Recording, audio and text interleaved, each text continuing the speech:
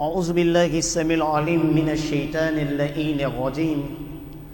بسم الله الرحمن الرحيم، والصلاة والسلام على أشرف الأنبياء والمرسلين نبينا محمد وعلى آله وصحبه ومن دعا بدعوته وسن بسنته من علماء العاملين وسائر أهل الإيمان الذين يستمعون القول ويتبعون أحسن. عما بعد، سبحانك لا علم لنا إلا ما علمتنا إنك أنت العليم الحكيم. رب اشرح لي صدري ويسر لي أمري واحلل عقدة من لساني يفقه قولي. وبعد، السلام عليكم ورحمة الله وبركاته. Toutes les louanges sont pour Allah. Nous le prions, nous le glorifions. Nous lui demandons le pardon contre les méfaits de nos âmes et celui de nos péchés. Quiconque Allah a guidé, nul ne peut l'égarer. Et quiconque Allah égare, nul ne peut le guider. Je témoigne en toute vérité qu'il n'y a de Dieu en dehors d'Allah, l'unique sans associé dans sa seigneurie, dans sa divinité, et je témoigne de même que Mohammed, prière et salut d'Allah sur lui, est son serviteur et messager, intercesseur au jour du jugement dernier, propagateur du monothéisme pur sur la surface de la terre. Qu'Allah prie sur lui, fasse ses éloges auprès des anges rapprochés, de même que sur sa famille, ses compagnons et ceux les ayant suivis sur le droit chemin jusqu'au jour de la réduction des comptes. C'est à quoi, nobles sœurs dans la foi, nous rendons grâce immensément à Allah, exalté soit-il, qui a permis notre retrouvaille en ce soir du vendredi 15 du mois de Jumada Oula de l'an 1443 de l'Hégire, correspondant au vendredi 16 décembre, c'est ça? 16. Voilà, vendredi 17 décembre 2021. La distance qui nous sépare du jeûne du mois de Ramadan est une distance de 3 mois, 14 ou 15 jours, bimanillahi wa ma'ishati. Qu'Allah Azza wa Jal fasse de nous de ceux-là qui, dans 3 mois, quelques jours verront le Ramadan et le jeûneront en parfait état de santé. Et si à jamais Allah a décrété le thème de notre vie, qu'Allah nous accorde la mort avec la kalimatu shahada, et notamment un vendredi, qu'il nous accorde la mort des martyrs en état de prosternation dans la mosquée du prophète Mohammed sallallahu alayhi wa sallam, que nous soyons enterrés dans le cimetière des Baqi et être ressuscités avec les compagnons du prophète Mohammed sallallahu alayhi wa sallam. Amin, summa amin. Alhamdulillah, aujourd'hui nous poursuivons plutôt avec le 16e cours. La fois dernière, c'est une erreur. C'est le 16e cours sur la formation des femmes, sur la idda, qui est la période d'attente après le divorce, ou encore le veuvage, amalgame entre coutume, tradition et l'islam. Alhamdulillah, par la volonté d'Allah, nous avions poursuivi le divorce en islam, le veuvage en islam. Et nous savions qu'après divorce, par moment, il y a des enfants. De même qu'après la mort du mari, lorsque la femme observe le veuvage, par moment, le mari laisse des enfants. Alors, après un divorce en islam, entre l'époux et l'épouse, qui doit prendre charge de cet enfant? Après la mort du mari, qui doit prendre la garde des enfants? Est-ce la mère ou encore la famille du mari? Alors c'est ce chapitre que nous allons aborder, Al-Khadana, qu'on appelle dans la langue arabe Al-Khadana, qui est la garde de l'enfant. Le cheikh il nous dit Ta'arifuha. Qu'est-ce qu'on sous-entend par Al-Khadana, la garde de l'enfant? Il dit al-khadanatu hiya iwa'u as-saghir. Al-khadana, la garde de l'enfant, c'est quoi? L'hébergement de cet enfant, le logement de cet enfant, wa kafalatuhu ila sinni al-bulugh, et la prise en charge de cet enfant jusqu'à l'âge de la puberté.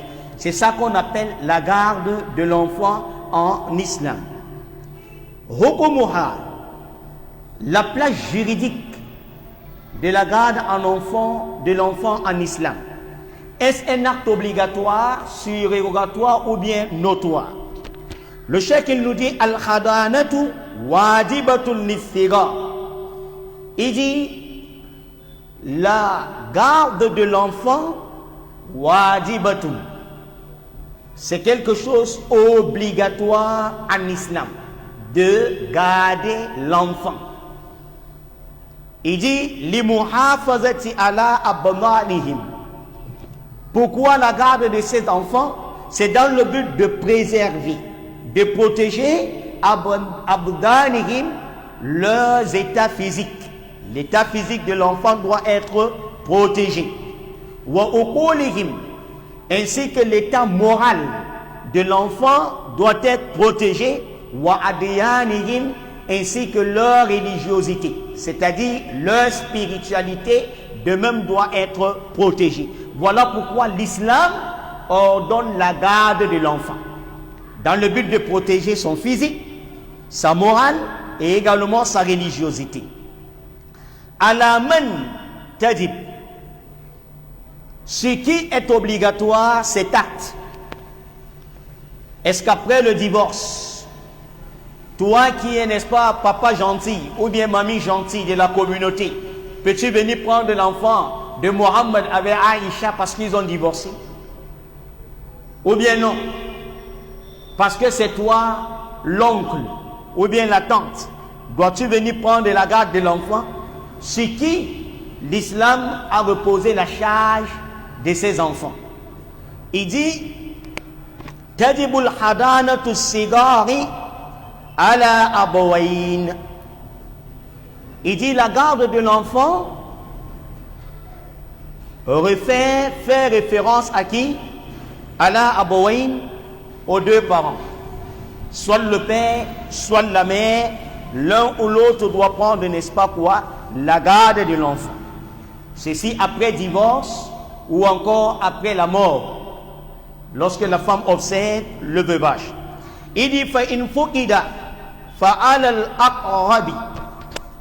Si il y a absence des parents pour la garde de l'enfant, alors la garde de l'enfant revient aux proches parents. Il dit fal aqrabi min zawil qarabatihim. Ou encore après l'absence des proches parents, ceux qui sont les plus éloignés, qui sont les parents bien sûr de l'enfant, doivent prendre ce relais. Il dit wa in adamatil qarabatu fa ala al-hukuma. Et s'il n'y a pas les proches parents sont absents, les proches parents sont absents, les parents éloignés sont absents, alors l'État, c'est à elle que revient le droit de la garde des enfants en islam. Mais étant donné que nous sommes dans un pays laïque, le Cameroun, ce n'est pas un pays étatiquement islamique. Alors, est-ce que l'enfant musulman issu d'un divorce entre les deux parents ou encore de la mort des parents, doit-on laisser le gouvernement laïque prendre la garde de nos enfants? Alors, nous disons que l'État, à l'absence des parents, l'État s'occupe de l'enfant. Et le cheikh il nous dit Aou jama'atil muslimina, ou bien la communauté musulmane s'en charge de prendre garde de ses enfants. Mais étant donné que nous sommes dans un pays laïque, alors il serait vachement important à la communauté musulmane plutôt d'en prendre charge. que de laisser l'État laïque. Pourquoi? Parce qu'on vient de dire dans les définitions de la garde d'un enfant que qu'est-ce qu'on voudrait garder de l'enfant? Sa condition physique. Qu'on ne touche rien sur le corps de cet enfant. Sa condition morale et surtout sa condition spirituelle, c'est-à-dire sa religiosité. Parce que si c'est l'État laïque qui prend charge de la garde d'un enfant musulman, on peut l'amener, n'est-ce pas, dans un orphelinat, peut-être catholique ou protestant ou partout ailleurs. Et nous voyons ici que la spiritualité de l'enfant, en d'autres termes, sa religion risquerait d'avoir des problèmes. Voilà pourquoi le cheikh nous dit, en cas d'absence des parents, alors soit la communauté musulmane ou encore l'État islamique. Qu'Allah nous permette de comprendre. Il dit, Manil Aula bihadanat tif. Nous avions donc compris graduellement ceux qui sont en charge de prendre la garde d'un enfant en islam. Alors, qui sont les prioritaires? C'est-à-dire les personnes qui peuvent venir en avant-plan, premièrement. Il dit, min al-awla bi khadanati al-tif idha hasalat al-furqatu bayna al-abawayn al-tif bit-talaq aw al-wafati kana ahaqqu bi hadanatihi ummuhu ma lam tatazawwaj. Le cheikh dit, idha hasalat al-furqatu, si la séparation se produit entre le père et la mère, entre le conjoint et la conjointe, l'époux ou l'épouse, entre les parents de cet enfant, soit c'est une séparation due au divorce, ou bien une séparation due à la mort. Il dit kana ahaqqu bi hadanatihi. La personne qui est la plus prioritaire pour la garde de l'enfant,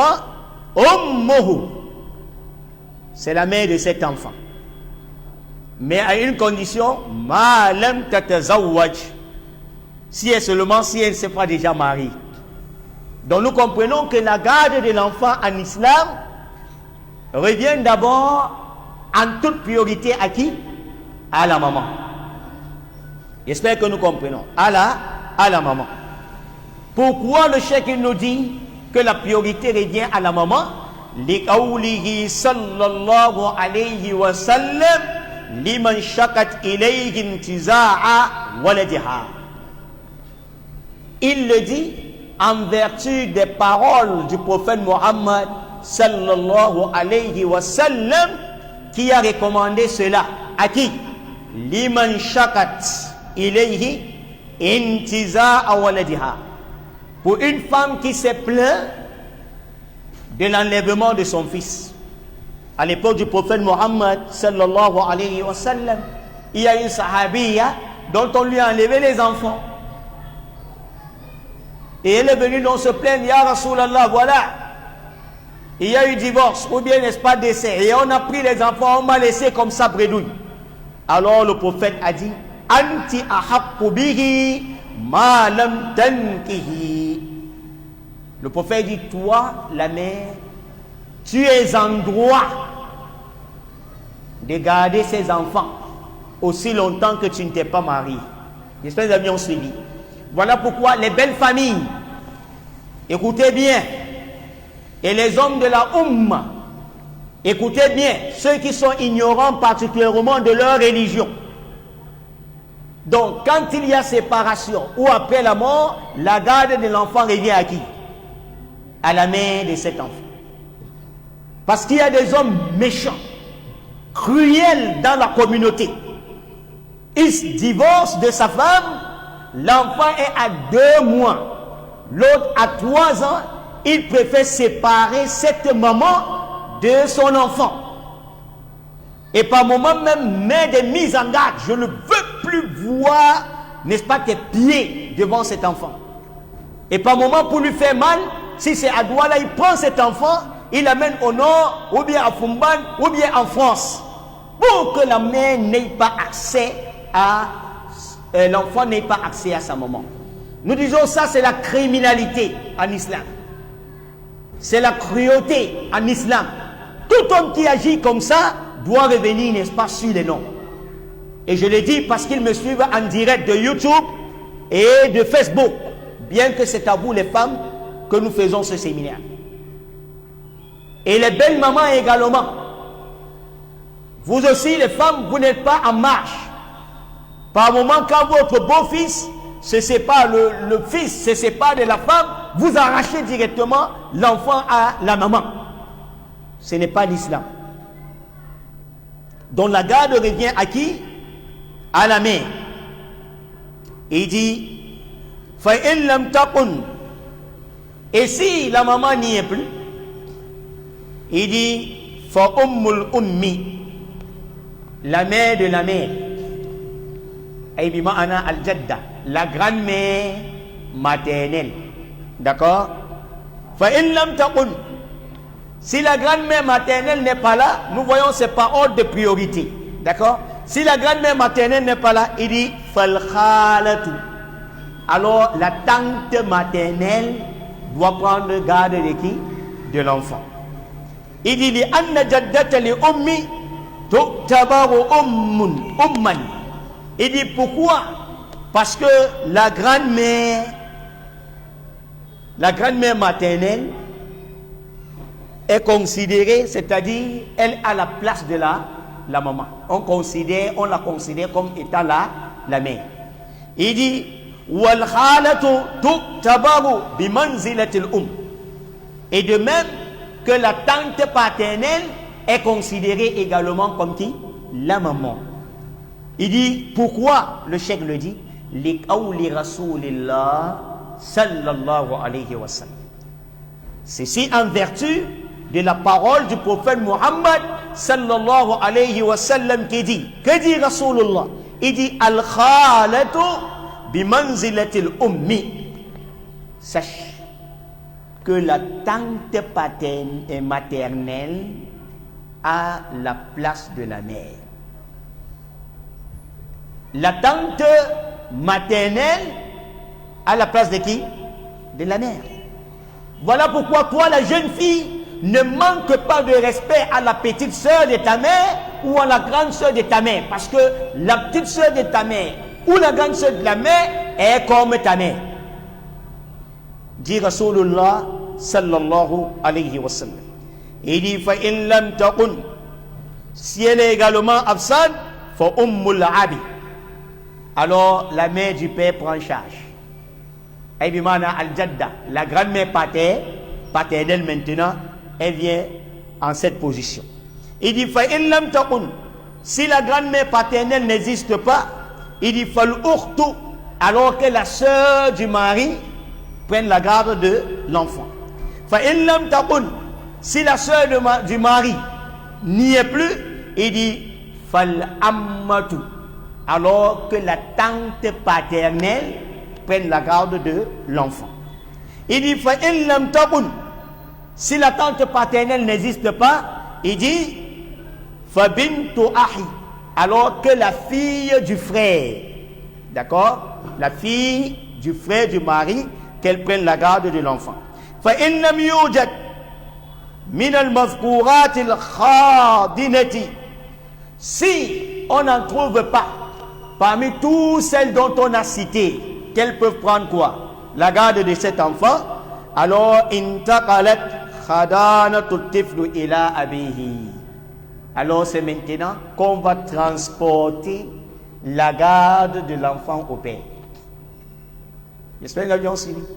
Si tous les gens qu'on a précités n'existent plus, ou bien ne répondent pas aux critères qui peuvent prendre garde de l'enfant, alors la garde peut revenir maintenant à qui? Au père. Summa jaddihi. S'il n'est pas là, alors au grand-père, c'est-à-dire du mari. Il dit summa ahihi, soit au frère du mari. Summa ibnu ahihi, ou soit à l'enfant du frère du mari. Summa ammihi, soit, n'est-ce pas, à son oncle paternel. Summa al-aqrabi, ou encore aux proches parents. Il dit fal aqrabi min al uthba. Et il faudrait, n'est-ce pas, les proches parents, n'est-ce pas, d'une descendance. Il dit wa shaqiqu yuqaddamu an alladhi li ummi. Mais le frère du sang d'un même père et d'une même mère a plus de priorité que le frère quoi? Consanguin. C'est-à-dire qu'on est d'une même mère. J'espère qu'on comprend. Et il dit, s'il n'existe pas, il dit kama anna shaqiqata tataqaddamu kama anna shaqiqata taqaddamu an allati li abin. Tout comme également la sœur d'un même père et d'une même mère a plus de priorité qu'une sœur d'un même père. J'espère que vous avez su. Il dit mata yaskutul haqqul hadana. On a cité par ordre prioritaire ce dont la législation islamique, la charia, a recommandé de garder l'enfant. Mais alors, si la personne répond à ces critères-là, alors à quel moment on t'enlève la garde de l'enfant? Mata yasqutul haqqu al khadana. À quel moment la garde de l'enfant est enlevée à la personne? On a dit la première priorité pour garder l'enfant, c'est qui? Pardon? Nous sommes ensemble? C'est qui? Voilà, la mère. Très bien. Jazakumul khayra. Alors, si la mère devra garder l'enfant, on peut aussi l'enlever la garde de cet enfant. Mais à quel moment? Il dit lima kana al-gharadu min al-hadanati huwa al-ma'afazatu ala al-hayati at-tifli wa tarbiyatuhu jismaniyan wa uquliyan wa ruhiyan kana haqqu al-hadanati yasqutu an kulli man lam yuhaqqiq lit-tifli aghrad al-khadana wa ahdafaha. Le cheikh il nous dit lamma kana al-gharadu min al-khadana, étant donné que le but principal de la garde en islam de l'enfant huwa al-mu'afazatu ala hayati at-tifl, vise à préserver, à protéger la vie de l'enfant. La garde de l'enfant en islam vise à préserver quoi? La vie de l'enfant. Wa tarbiyatuhu jismaniyan. Et cela vise à préserver l'état physique de l'enfant. Cela vise également à préserver uquliyan, l'état moral de l'enfant.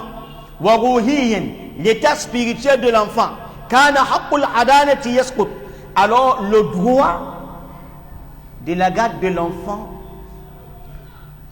est enlevé, disparaît. An kulli man lam yuhaqqiq litifli aghrad al-khadana. Alors ce droit disparaît, est enlevé à toute personne ayant ce droit de garder, mais qui ne peut pas préserver le but de cette garde de l'enfant. D'accord?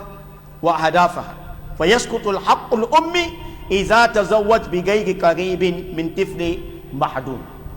Avant d'y arriver, la mère qui est censée garder l'enfant, c'est elle la priorité, d'accord? C'est elle la priorité. Mais maintenant, chaque jour elle frappe l'enfant. Ou bien la grand-mère, ou bien la propose de la mère. Comme on l'a si bien dit la fois dernière, il y avait quelqu'un, elle faisait chauffer les barres de fer pour fouetter, n'est-ce pas, l'enfant, parce que ce n'est pas son enfant et parce que la garde de l'enfant on le lui a donné. Alors tant que le physique, l'état physique d'un enfant doit souffrir autant pour moi, alors la garde de l'enfant disparaît, on enlève. J'espère que nous avons suivi. La mère qui est prioritaire peut-être ne peut pas préserver la moralité de cet enfant. Imaginez, c'est Al-Hadi Muntari qui a divorcé de sa femme, Hadia Tampiko. Et l'enfant n'a pas atteint l'âge de la puberté déjà. La garde de l'enfant revient à qui? À Hadia Tampiko, qui est la mère. Mais maintenant, la moralité de cet enfant. Hadia Tampiko, c'est une fornicatrice. C'est une adultérienne. Toute sa vie, c'est mettre les mèches, les rouges à lèvres, les make-up. Aujourd'hui, elle est à l'auberge Cristalina. Demain, elle est, n'est-ce pas, à l'auberge, n'est-ce pas, Testes. Alors, ainsi de suite. Elle amène des hommes à la maison. Tout ce qu'il y a pour elle, c'est de voir les séries, Novelas TV, comment on s'amourage, on embrasse des gens. Elle fume un peu le chicha à la maison. Alors, nous voyons que la moralité de cet enfant, s'il n'y a jamais gardé cet enfant, sera quoi? Sapé. Alors ici, bien qu'elle ait un droit, on doit l'enlever quoi? La garde de l'enfant. Parce que la moralité de l'enfant ne sera pas comment? Bonne. J'espère que nous comprenons bien. Quand est-ce qu'on peut enlever ce droit? Il y a des hommes, tout à l'heure on a fustigé des hommes qui enlèvent l'enfant, les enfants, la garde de l'enfant à la mère. Mais certains mamans, c'est de justesse. Quand on trouve c'est une femme de mauvaise, n'est-ce pas, moralité, alors on ne laisse pas ton enfant là-bas. J'espère qu'il y a un suivi. On ne lui donne pas la garde. Ou encore la moralité spirituelle. Elle, la maman, elle ne prie pas. Même, alhamdulillah, Rabbil Alamin, elle ne connaît pas lire. Alifun Ba'un, elle ne connaît pas lire. Elle est là à 25 ans, 30 ans, 40 ans, 50 ans. Elle ne connaît pas lire le Coran ou le Karim. Pendant qu'il y a prêche, elle est devant Novelas TV. Pendant qu'il y a prêche, elle ne vient pas, elle est devant Cinéma Oussa. Pendant qu'il y a prêche, elle n'est pas dans des baptêmes. Elle ne vient ni à l'école coranique pour chercher le savoir islamique. Elle ne demande pas les oulémas. Demandez aux savants si certes vous ne connaissez pas. Radio Al-Houda est en train, n'est-ce pas, de nourrir spirituellement. Ce n'est pas dans son agenda, mais plutôt les FM3 et autres là où il y a les musiques sataniques, diaboliques. C'est ça qui est sa priorité dans la vie.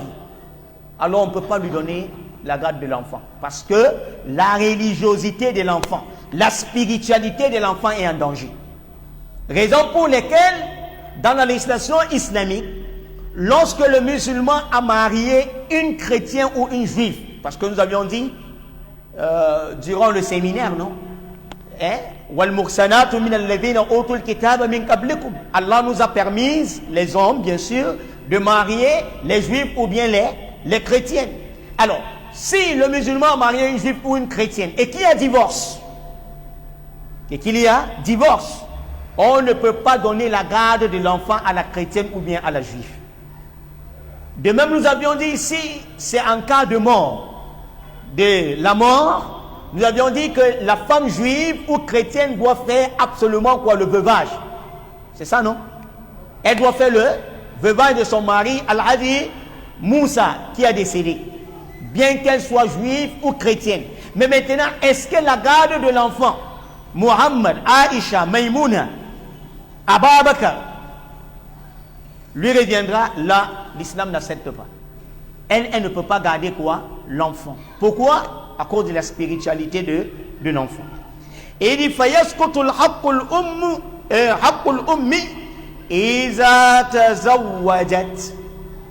Et la garde de l'enfant également, chez la mère qui est en droit, disparaît à quel moment? Iza tazawwajat. Lorsqu'elle se marie, bigayri karibin min at-tifl al-mahdoun, avec un autre qui n'est pas des proches parents de l'enfant à garder. J'espère que nous avions suivi. Hein? Ça veut dire quoi?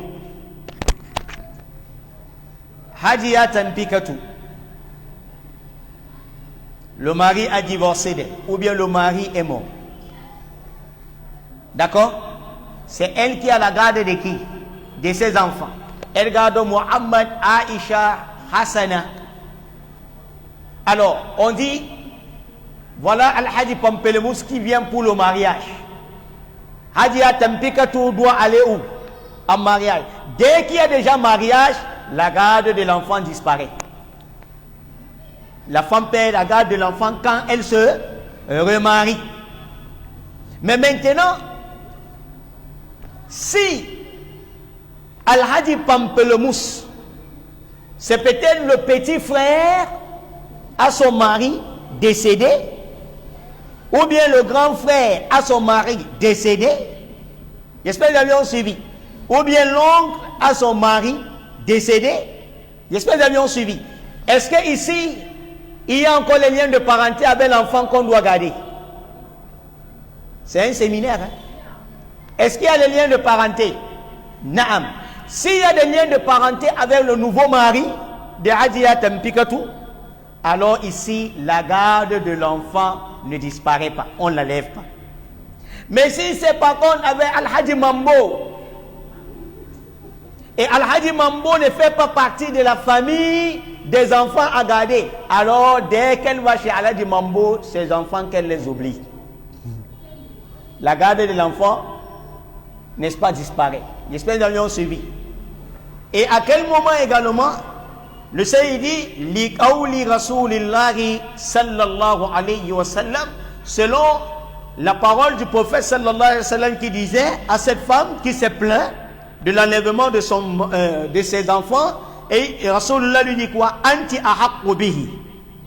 C'est toi la mère qui est en charge, en droit autant pour moi de garder les enfants, mais à une condition, ma lam tankihi, aussi longtemps que tu n'es pas marié. Donc du moment où elle se marie, c'est fini. Ay iza zawaju'a bi ajnabi tata'azzaru ma'ahu ri'ayatu tif wa mu'afazatu alayh.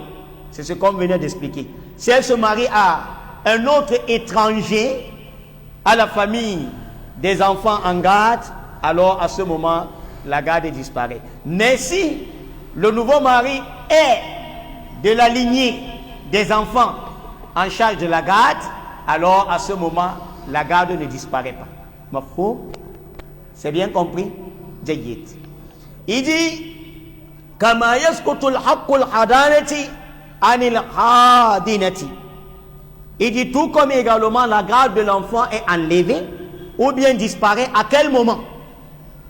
On a dit que la mère, après un divorce ou encore après le veuvage, qui est en droit de garder les enfants? Hein? C'est un séminaire. C'est la mère. Si la mère n'est plus là, qui est en droit de garder? Jayyiden, la grand-mère. Si la grand-mère n'est pas là, tante paternelle ou maternelle, Jayyid. Takbir pour vous. J'espère qu'on ne prêche pas dans les oreilles des sourds. Alors, bien que la maman est là, on a dit la priorité c'est d'abord qu'il a maman qui a le droit de garder les enfants. Elle est là. Mais également, ce droit de garder les enfants disparaît également. Iza kanat majnounatan ou ma'tuhatan. Si la maman est folle ou bien ma'tuhatan, elle est cinglée, c'est-à-dire les boulons de la tête là ne sont pas tous à leur place, alors la garde disparaît. J'espère que nous avions suivi. Est-ce qu'on peut laisser l'enfant chez une folle? L'état physique de l'enfant risque d'être quoi? Touché. Si c'est digne, n'est-ce pas, qui l'entraîne dans la folie, elle peut prendre la bouteille et casser sur l'enfant, elle peut tuer facilement. Donc ici, la garde disparaît lorsque la femme, la mère, a un accès de démence, c'est-à-dire elle est folle. Il dit deuxièmement, Iza kanan maridatan maradan mu'diyan kal juzamin wa nahawihi. La garde également de l'enfant disparaît chez les ayants droit en charge de la garde. À quel moment? Iza kanan maridatan.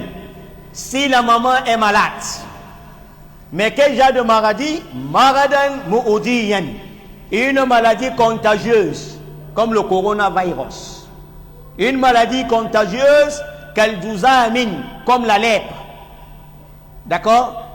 Si c'est une maladie contagieuse, autant pour moi, alors on ne doit pas laisser la garde à cette personne. J'espère que vous avez bien suivi. Parce que si on laisse, nous voyons que l'état physique de l'enfant risquera d'être quoi? Touché. Il risquera de tomber également, être infecté par la maladie. Il dit, إِذَا كَانَتْ صَغِيرَةً غَيْرَ بَالِغَةً وَلَا رَشِيدَةً. La garde de l'enfant également disparaît chez l'ayant droit. Qui est d'abord qui? La mère en priorité, c'est ça, non? Puis la grand-mère, puis la tante, ainsi de suite. Alors, cette garde également disparaît à quel moment? Si la maman est petite. Elle n'a pas encore atteint l'âge de la maturité, puberté, ou bien qu'elle n'est pas bien guidée. Il peut s'avérer que c'est une petite fille de 12 ans qui est allée où? En mariage. Et elle a accouché l'enfant. On accouche ou on n'accouche pas? À Douala, vous n'avez pas compris celle de 9 ans qui a déjà accouché. Beaucoup de lycéennes là, elles n'accouchent pas à 10 ans, 12 ans. Ou bien vous n'avez jamais entendu? Vous n'aviez jamais entendu? Elles sont là nombreuses. Très bien. 13 ans. Est-ce que 13 ans, elle-même, elle peut se garder? Pour dire encore garder notre enfant. Voilà pourquoi la législation islamique dit que la garde également de l'enfant disparaît chez l'ayant droit de cette garde-là, si également elle est petite. Elle-même n'est pas mieux guidée. Il dit Iza kanat ajizatan an siyanati tif. La garde également disparaît ou bien est enlevée aux ayants droit chargés de garder l'enfant. Iza kanat ajizatan. Si la chargée de garder ses enfants ajizatan est incapable an siyanati tif, de protéger les enfants wal muhafazati ala badanihi wa uqulihi wa dinihi, et qu'elle ne peut pas protéger ni l'état physique, ni l'état moral, ni l'état spirituel de l'enfant, alors elle également, la charge, n'est-ce pas, ne disparaît chez elle. À titre d'exemple, c'est une maman qui a la charge de l'enfant, mais elle est incapable, peut-être parce qu'elle est réduite par une maladie, ou bien la grand-mère, elle est tellement vieille, si l'enfant revient, elle ne peut même pas gronder, ni fouetter, ni parler fort. Et surtout, nous savions avec les grandes-mères, la jeune fille va dire, on la matin là, elle dérange trop les gens. Ou bien on peut feinter la grand-mère. D'accord? Alors ici, on enlève la garde chez l'enfant. Il dit, Iza kanat kafiratan. De même, la garde disparaît lorsque la maman ou bien la chargée de la garde également est une mécréante. Hashiyata ala dini tifli wa akaidihi. Et par crainte de quoi? De la religiosité de l'enfant et également du dogme de l'enfant. Si c'est une maman, n'est-ce pas, mécréante, alors il n'y a pas la garde pour cet enfant. Muddatul khadana. Quelle est donc la période pour garder, n'est-ce pas, l'enfant? Ça va de quand jusqu'à quand? Inch'Allah, c'est ici qu'on va devoir s'arrêter. Ce que nous avions dit en bien, qu'Allah nous donne la récompense. Ce dont nous avions faussé, qu'Allah Azza wa Jalla, n'est-ce pas, nous pardonne. Subhanakallahumma wa bihamdik. Nashhadu an la ilaha illa anta nastanfiruka wa natubu ilayk. Qu'Allah Azza wa Jalla nous facilite. Aux divorcés ou aux jeunes filles, qu'Allah Azza wa Jalla les accorde des maris pieux et vertueux. Et à ces jeunes hommes également, qu'Allah les accorde des moyens de mariage. nos malades, qu'Allah Azza wa Jal le guérisse, ainsi que nos morts, qu'Allah Azza wa Jal le pardonne. Qu'Allah nous accorde également la bonne fin. اللهم ربنا تقبل منا إنك أنت السميع العليم وتب علينا إنك أنت التواب الرحيم اللهم وفرج عمنا وهم المحمومين من المسلمين ونفس كرب المكروبين وقضي دين عن المدينين اللهم اشف مرضانا ومرضى المسلمين وارحم موتانا وموتى المسلمين برحمتك يا أرحم الراحمين اللهم ربنا لا تدع لنا في مقامنا هذا ذنبا إلا غفرته ولا هما إلا فرجته ولا دينا إلا قضيته ولا عصيرا إلا يسرته ولا جاهلا إلا علمته ولا غائبا إلا رجعته ولا ضالا إلا هديته ولا مجاهدا في سبيلك إلا نصرته ولا حاجة من حوائج الدنيا والآخرة هي لك رضا ولنا فيها صلاة إلا أن ترى على قضائها ويسرتها لنا يا ذا الجلال والإكرام اللهم وكما جمعتنا في هذا المسجد المبارك اللهم وكما جمعتنا في هذا المسجد المبارك فاجمعنا في جنة الفردوس فاجمعنا في جنة الفردوس فاجمعنا في جنة الفردوس يا ذا الجلال والإكرام اللهم ربنا تقبل منا إنك أنت السميع العليم وتب علينا إنك أنت التواب الرحيم ربنا آتنا في الدنيا حسنة وفي الآخرة حسنة وقنا عذاب النار اللهم صل على محمد وعلى آل محمد كما باركت على إبراهيم وعلى آل إبراهيم إنك حميد مجيد اللهم بارك على محمد وعلى آل محمد كما باركت على إبراهيم وعلى آل إبراهيم إنك حميد مجيد سبحان ربك رب العزة عما يصفون سبحان ربك رب العزة عما يصفون وسلام على المرسلين والحمد لله رب العالمين.